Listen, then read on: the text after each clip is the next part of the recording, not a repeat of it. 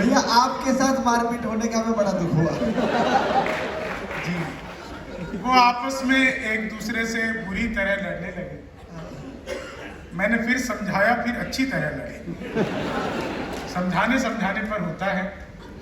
Corona का समय अभी गया नहीं है और आप लोगों के प्रोटोकॉल देख करके तो लग रहा है कि सचमुच नहीं गया है। नहीं, मैं सच बता रहा हूँ, यहाँ से बहुत पास में एयरपोर्ट है। अभी परसों पवार जी और मैं एयरपोर्ट में जब पहुंचे तो हमने देखा कि सारे लोग एयरपोर्ट पे कोरोना प्रोटोकॉल का पालन कर रहे थे। वहां पे अनिवार्य है, ये मास्क पहने हुए हर वक्त सैनिटाइजर से बार बार हाथ धो रहे थे और ये मास्क तभी उतारते थे जब खांसना या छींकना हो। वाह। और आज तो आपके वायुसेना के इस ऑडिटोरियम के प्रांगण में हमने लॉन में जो कमाल देखा, 2 आदमी काम पे लगे थे, गड्ढा खोद रहा था, दूसरा भर रहा था। मैं उसके पास गया, मैंने कहा वायुसेना में ये कमाल, एक गड्ढा खोद रहा है, दूसरा भर रहा है। बोला भाई साहब हमें कुछ मत कहिए, बरसात चल रहा है, काम पे हम 3 आदमी लगाए गए थे। एक का काम था गड्ढा खोदना, दूसरे का काम था पौधा लगाना, तीसरे का था वापस मिट्टी डालना। हम अपना काम कर रहे हैं, बीच वाला छुट्टी पर गया।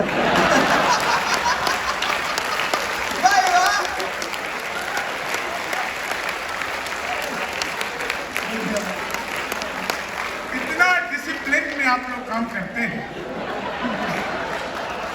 बीच वाले की जरूरत ही महसूस क्या अनुशासन है, अनुशासन है।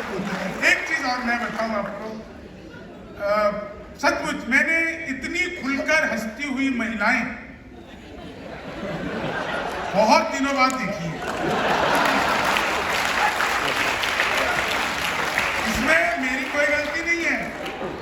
महिलाओं को ब्यूटी पार्लर वाली समझा के भेजती है, बहन जी ज्यादा मुंह फाड़ के हंसोगी तो चेहरे के पीओपी की कोई गारंटी नहीं है, कभी भी उतर सकती है। लेकिन आप लोग इतना रिस्क लेकर हंस रही हैं, मैं आप सभी को प्रणाम करता हूँ।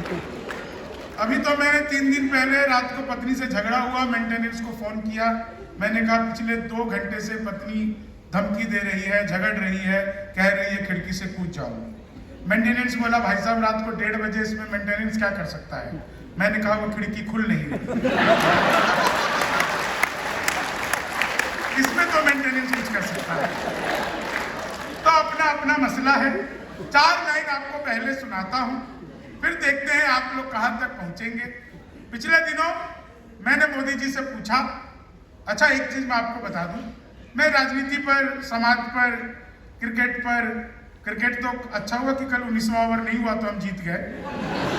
तो नहीं मैं सच बता रहा हूं, अभी पिछले दिनों वो चीते आए भारत में ना, तो मैंने चीतों से डायरेक्ट पूछ लिया, मैंने कहा तुम भारत आए हो, तुम्हें डर नहीं लग रहा यहाँ? बोले हम वहीं से बीजेपी ज्वाइन करके आए।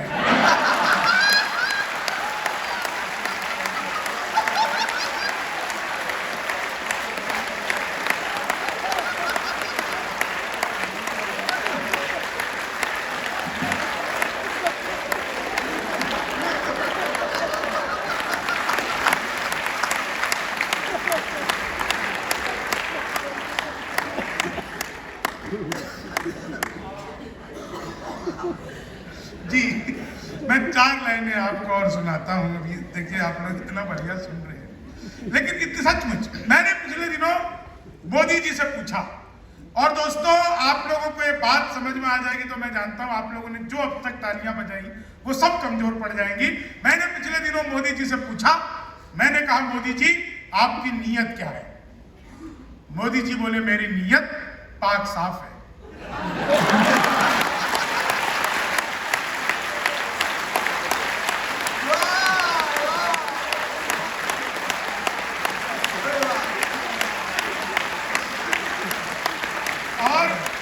जानता हूं उनकी ये नीयत आप लोगों के भरोसे ही है।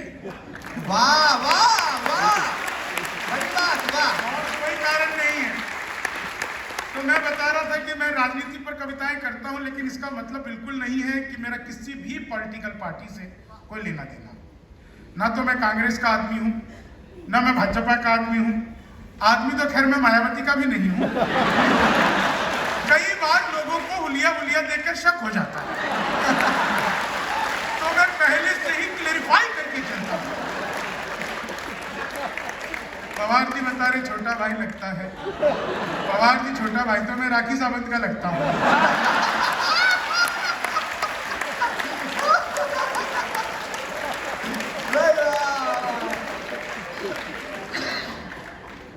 तो एक आदमी मिला, बोला यार ये मोदी जब से आया देश 500 साल पीछे चला गया। मैंने कहा योगी को आने दे, त्रेता युग में ले जाए।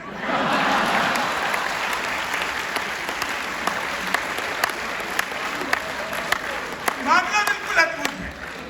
मैं 4 लाइनें आपको सुनाता हूं। ट्रंप आए थे भारत, लोगों ने ट्रंप को तरह को आए कितना नमस्ते ट्रंप करने, बाद में अमेरिका ने उनसे नमस्ते कर ली। तो ट्रंप आए थे भारत, लोगों ने तरह तरह की सलाह दी, लेकिन उस सलाह को उन्होंने माना नहीं माना। एक सलाह मैंने दी, आप लोगों को सलाह पसंद आ जाए, मजा आ जाए तो एक एक व्यक्ति का आशीर्वाद चाहिए। बहुत अच्छा आप लोग सुन रहे हैं, और मैं जितना धन्यवाद करूं आपकी राजभाषा का, शिक्षा निदेशालय का, उतना कम होगा, क्योंकि धन के लिए कविताएं तो हम रोज पढ़ते हैं। ऐसा शायद ही कोई दिन जाता होगा जब हम किसी न किसी मंच पर नहीं होते हैं, लेकिन आज जब आपको सुना रहे हैं तो हमें ऐसा लग रहा है कि हम मन के लिए कविताएं पढ़ रहे हैं। आप सब मन से हैं। वाह। और इसमें एक बात मैं और जोड़ दूं, जब वायुसेना के लोग सामने होते हैं तो ऐसा लगता है कि हम वतन के लिए कविताएं पढ़ रहे हैं। वाह। सारे वतन के लोग यहाँ पर बैठे हुए हैं। 4 लाइन सुनिएगा। ट्रंप आए भारत, लोगों ने तरह तरह की सलाह दी। एक सलाह मैंने कि लालू से मिलो वो तुम्हें बिहारी ना कर दे, लालू से मिलो वो तुम्हें बिहारी ना कर दे, जनता तुम्हें यहाँ की भिखारी ना कर दे। उत्तर प्रदेश जाना ट्रंप सोच समझ कर, योगी जी तुम्हें ट्रंप से तिवारी ना कर दे, योगी जी तुम्हें ट्रंप से तिवारी ना कर दे, योगी जी तुम्हें ट्रंप से। लेकिन भाई साहब वो माने नहीं, चले गए आगरा ताजमहल देखने। 24 घंटे की यात्रा थी, 48 घंटे घूमा। 48 घंटे बाद कहीं नहीं गए, सीधा मोदी जी के पास आए। बोले मोदी जी बाकी सब तो ठीक था, लेकिन एक चीज समझ नहीं आई। क्या हुआ, तुम्हें ताजमहल अच्छा नहीं लगा? बोले सब अच्छा था, एक चीज समझ में नहीं आई, ये असली पंछी पेठे की दुकान कौन सी थी?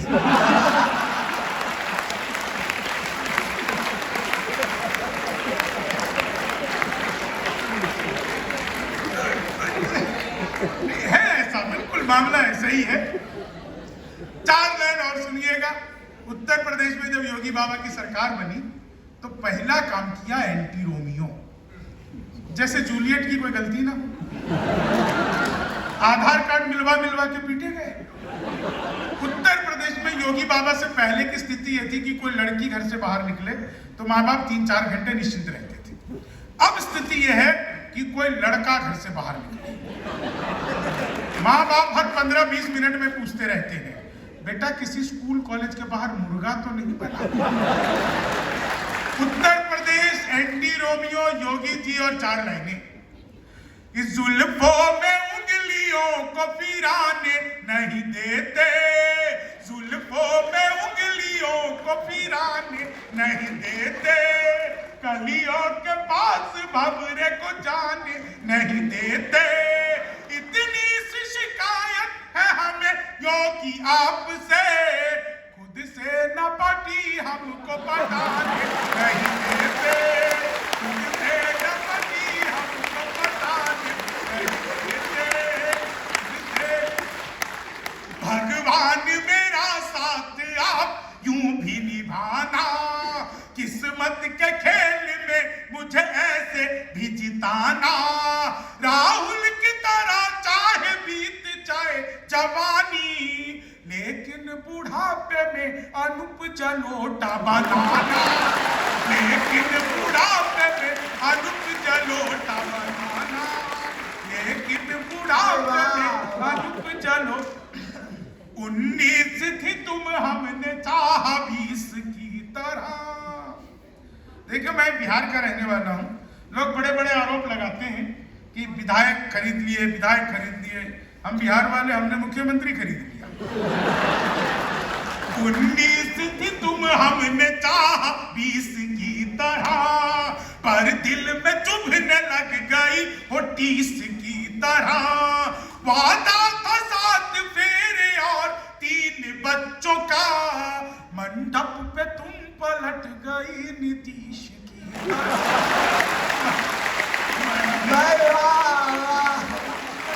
पलट गई नीतीश की तरह।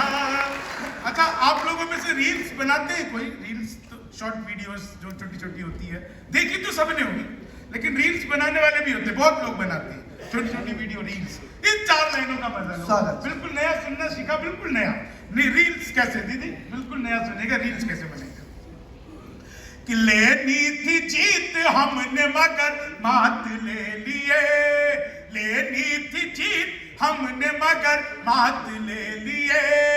कितने हसीन देखिए जज्बात ले लिए, दूल्हा बेचारा रील बनाने में रह गया, दुल्हन ने फेर पंडित जी के साथ ले लिए। दुल्हन ने फेर पंडित जी के साथ ले लिए। तुम तोड़ो वादा और हम निभाते रहेंगे, नाराजगी ऐसे भी हम जताते रहेंगे। जब तक नहीं आते हैं 15 लाख खाते में, तब तक तुम्हें मोदी जी हम जिताते रहेंगे। तब तक तुम्हें मोदी जी हम जिताते रहेंगे। ख्वाबों में तेरे रंग कोई पिंक नहीं है, और पास तेरे अपनी कोई थिंक नहीं है। राहुल को लगी ठंड तो मोदी ने ये कहा, आधार से रजाई तेरी लिंक नहीं है। आधार से रजाई तेरी लिंक नहीं है। चीनी को जमा करके फिर से गन्ना बना दूं। मैं तो अद्भुत ही कवि हूं। क्लास में अध्यापक है, बोले कौन बेवकूफ पे खड़ा हो जाओ, तो मैं ही खड़ा हूं। बोले तुम बेवकूफ हो। मैंने कहा नहीं सर, आप अकेले खड़े अच्छे नहीं लगते। शिक्षा निदेशालय का प्रोग्राम है ना। जमा करके फिर से एक नई बात आपको बताऊं, मैंने रिसर्च करके पता किया कि हो ना हो, ये मोगेम्बो जो था ना, कुंवारा था, बार बार बीच बीच में खुश होता रहता था। ये खुश होता रहता था। चीनी को जमा करके फिर से हिंदी के अध्यापक आ गए, बोले आमंत्रण और निमंत्रण में फर्क बताओ। मैंने कहा जो निमंत्रण नीम के पेड़ के नीचे से दिया जाता है उसे निमंत्रण कहते हैं, जो आम के पेड़ के नीचे से दिया जाता है उसे आमंत्रण कहते हैं। चीनी को जमा करके फिर से, वो हिंदी का फिर आ गया। बोले राहुल गांधी देश के प्रधानमंत्री बनेंगे, इसमें कौन सा अलंकार है? मैंने कहा जी असंभव अलंकार है। चीनी को जमा करके संस्कृत क्या है? बोले तमसो माँ ज्योतिर्गमय, मैं इसका हिंदी में अनुवाद करूं। मैंने किया, मातु सो जाओ, मैं ज्योति के पास जा रहा हूं। चीनी को जमा करके फिर से गन्ना बना दूं। वो मोदी जी चले गए थे, नासा वैज्ञानिक ने 2 मिसाइल दे दी। मोदी जी ने पूछा इसका मैं क्या करूंगा? वैज्ञानिक बोले सर आपको तो आदत है, फेंक देना। चीनी को जमा करके फिर से गन्ना बना दूं। गणित वाला आ गया, बोले मैंने तुम्हारे पिताजी को 2000 रुपए 6% ब्याज पर 10 दिन के लिए लिए, तो 10 दिन बाद कितना लौटाएंगे? मैंने कहा वो नहीं लौटा। बोले क्यों, तुम्हारे पिताजी गणित नहीं जानते? मैंने कहा जी आप मेरे पिताजी को नहीं जानते, आज तक एक का नहीं लौटा। चीनी को जमा करके फिर से आ गया गणित वाला, बोले दशमलव किसे कहते हैं? मैंने कहा जब लगातार 10वीं बार लब हो जाए तो उसे दशमलव कहते हैं। लगातार मतलब लगातार, ये नहीं बीच में शादी कर लो। चीनी को जमा, वो गणित वाला गया ही नहीं, फिर आ गया। बोले एक्स की वैल्यू बताओ। मैंने कहा जो हमें छोड़कर चली गई, हमारी नजरों में उसकी कोई वैल्यू नहीं।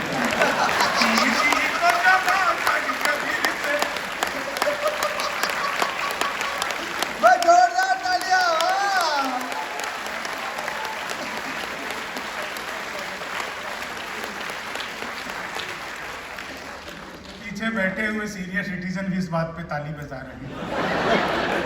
दादा आपको भी एक्स की वैल्यू पता है? इन्हें हो सकता है डबल एक्स की भी पता हो। चीनी को जामा, मैंने तो बचपन में पिताजी से कह दिया था, पिताजी लव मैरिज करूंगा। बोले बेटा लव मैरिज ही कर लियो, शक्ल दिखा के तो होगी नहीं। चीनी को जामा करके, आप लोगों को लव मैरिज और अरेंज मैरिज में फर्क पता है ना? लव मैरिज में आदमी अपनी ही गर्लफ्रेंड से शादी करता है, अरेंज मैरिज में क्या पता कोई नॉन एक्सपीरियंस मिल जाए। चीनी को जमा करके फिर से, अच्छा जब इतना बढ़िया आप लोग सब इतना अभिभूत हैं, आगे से पीछे तक जितने लोग हैं, आप सभी से एक प्रार्थना करता हूं कि हमारी अंतरिक्ष की संस्था इसरो के लिए वायुसेना के एक एक व्यक्ति जोरदार तालियां बजाएं।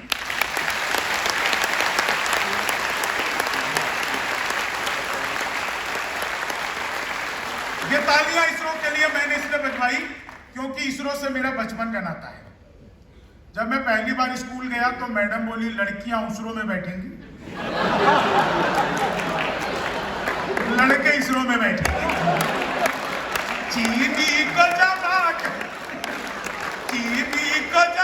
करके मैं प्रणाम करता हूँ आपकी हंसी को। बहुत बढ़िया, फ्रंट रो में मैम बैठी, इतने मन से हंस रही है मैम।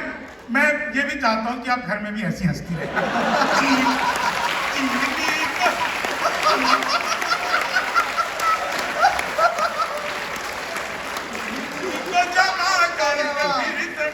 मैं मजाक नहीं कर रहा, आप लोगों ने सुना होगा कॉपी पेस्ट। इस कॉपी पेस्ट का आविष्कार हिंदुस्तान में हुआ और हमारी मातृशक्ति ने किया।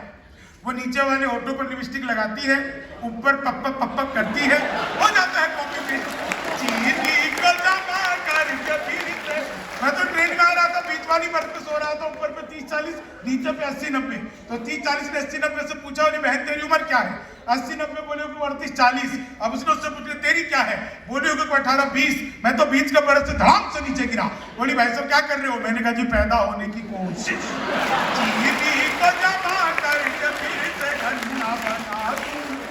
विज्ञान के अध्यापक आ गए, बोले बच्चे का पैदा होना सोशियोलॉजी का टॉपिक है कि बायोलॉजी का?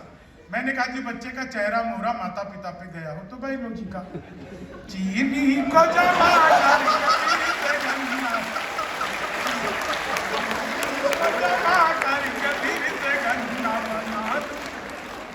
क्या अद्भुत देश है अपना, और हमारे तो सिस्टम ही अद्भुत है। अभी राहुल गांधी पैदल यात्रा कर रहे हैं, पैदल तो पहले से थे, यात्रा अब शुरू की।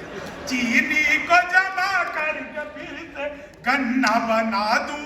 लेकिन ये 4 लाइनें जो मैं आप लोगों को सुनाना चाहता हूं, क्या आप लोगों को याद है मोदी जी आए थे 8 नवंबर को? भाई और बहनों, आज रात 12 बजे के बाद 1000 और 500 के पुराने नोट लीगल टेंडर नहीं रहे।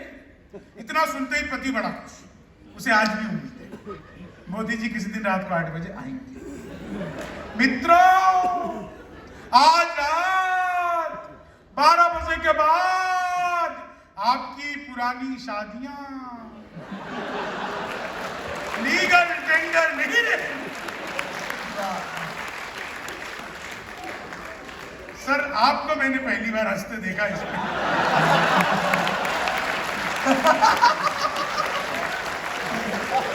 सर मत भूलिए वो मोदी जी है, 1000 रुपए का लेके 2000 का लौटाया था। आप 40 साल की जमा करवाने जाओ, 80 साल की दवा देंगे, बीवी लेके जाओगे, दादी लेके लौटोगे।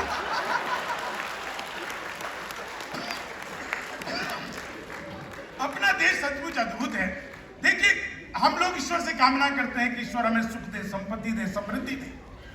कोरोना की 3 लहरों के बावजूद आप और हम यहाँ पर हाथ से उत्सव बना रहे हैं, इससे बड़ी ईश्वर की कृपा हम लोगों को इससे बड़ी और कृपा हुई नहीं। सर्वश्रेष्ठ ईश्वर की एक कृपा है हम सब पर। हमें लग रहा था कि कब खबर आ जाए, कब कहाँ क्या हो जाए, और अपन तो बिहार के जहाँ जाओ वहीं सैनिटाइजर।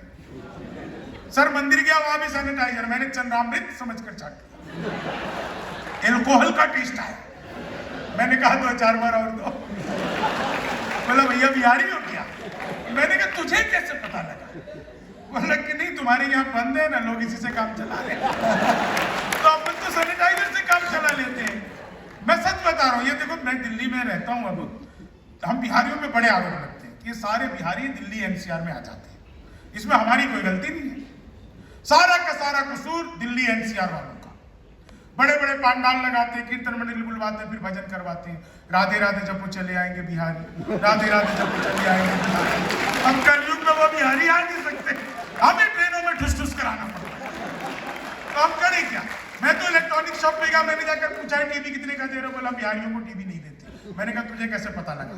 बोला निकल यहाँ से। अगले दिन मैं सूट बूट हैट नकली मुझे, मैंने कहा है टीवी कितने का दे रहे हो? बोला तुझे कल भी मना किया। अगले दिन मैं बुर्का और के चला गया। मैंने कहा भैया ये टीवी कितने का दे रहे हो? बोला भाई साहब आपको 2 दिन से मना कर, हम बिहारियों को टीवी देंगे। मैंने कहा ठीक है मत दी, लेकिन ये बता तुझे पता कैसे लगता मैं बिहारी?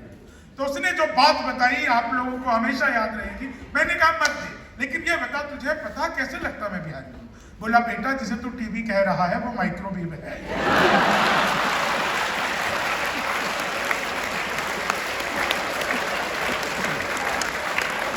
ये माइक्रोवेव को टीवी बताने का कॉन्फिडेंस जो बिहार लेके आया। दुनिया में सबसे ज्यादा ईमानदार नेता हमारे बिहार के आदरणीय लालू प्रसाद यादव, जिस जेल का उद्घाटन किया खुद उसमें बंद रहे। ये होती है उद्घाटन की जिम्मेदारी। और मैंने तो पिछले दिनों डिजिटल इंडिया जो हमारे मोदी जी ने शुरू किया, क्या कमाल का, जहां देखो वही डिजिटल इंडिया। आप लोग भी कितने ज्यादा डिजिटल हो गए हम लोग अपन। वो मैंने अखबार में विज्ञापन देखा, घर बैठे मिठाई मंगवाइए। मैंने कहा ये पिज्जा बर्गर तो खूब मंगाया, मिठाई कैसे मंगवाएंगे? तो मैंने अखबार में दिए हुए नंबर पर कॉल किया, उधर से कंप्यूटराइज रिकॉर्डेड आवाज आने लग गई, डिजिटल इंडिया शुरू। बोले नमस्कार, अग्रवाल स्वीट कॉर्नर पर आपका हार्दिक स्वागत है। मिठाई लेने के लिए 1 दबाइए, चाट पापड़ी के लिए 2 दबाइए, गजक नमकीन के लिए 3 दबाइए, गोलगप्पों के लिए 4। सब कुछ एक ही दुकान पे मिलती है। मुझे मिठाई चाहिए थी, मैंने 1 दबा दिया। लड्डू लेने के लिए 1 दबाइए, बर्फी लेने के लिए 2 दबाइए, कलाकंद लेने के लिए 3 दबाइए, जलेबी लेने के लिए 4। मुझे लड्डू चाहिए था, मैंने 1 दबा दिया। बेसन के लड्डू लेने के लिए 1 दबाइए, मोतीचूर के लड्डू लेने के लिए 2 दबाइए, गोंद के लड्डू लेने के लिए 3 दबाइए, तिल के लड्डू लेने के लिए 4 दबाइए। मुझे बेसन का चाहिए था, मैंने 1 दबा दिया। 1 किलो लेने के लिए 1 दबाइए, 2 किलो लेने के लिए 2 दबाइए, 3 किलो लेने के लिए 3 दबाइए, 100 किलो लेने के लिए 4 दबाइए। 1 दबाना था, गलती से 4 दबाइए। मैंने वही किया जो आप सब करते, तुरंत ही फोन काट दिया। 1 मिनट बाद कॉल बैक आ गई। बोले जी नमस्कार, हम अग्रवाल स्वीट कॉर्नर से बोल रहे हैं, आपके यहाँ से 100 किलो बेसन के लड्डू का ऑर्डर आया है, मिठाई किस पते पर भिजवानी है? मैंने कहा तो फंस गए, लेकिन फंस गए तो क्या बात के बिहारी आदमी फंसता नहीं, फंसाता भी नहीं है, बीच का रास्ता निकालता है। बोले कि जी जल्दी बताइए आपके यहाँ से 100 किलो बेसन के लड्डू का ऑर्डर आया है, मिठाई किस पते पर भिजवानी है? मैंने कहा ये फोन किसने किया? मुझे तो पता, घर में हम 9 भाई हैं, सबसे बड़े वाले से बात करने के लिए 1 दबाई, मुझे छोटे से बात करने के लिए 2 दबाई, मुझे छोटे से बात करने के लिए 3 दबाई, और जब तक असली वाला ना मिल जाए तब तक दबाते जाइए, दबाते जाइए। आप लोग जोरदार तालियां बजाइए।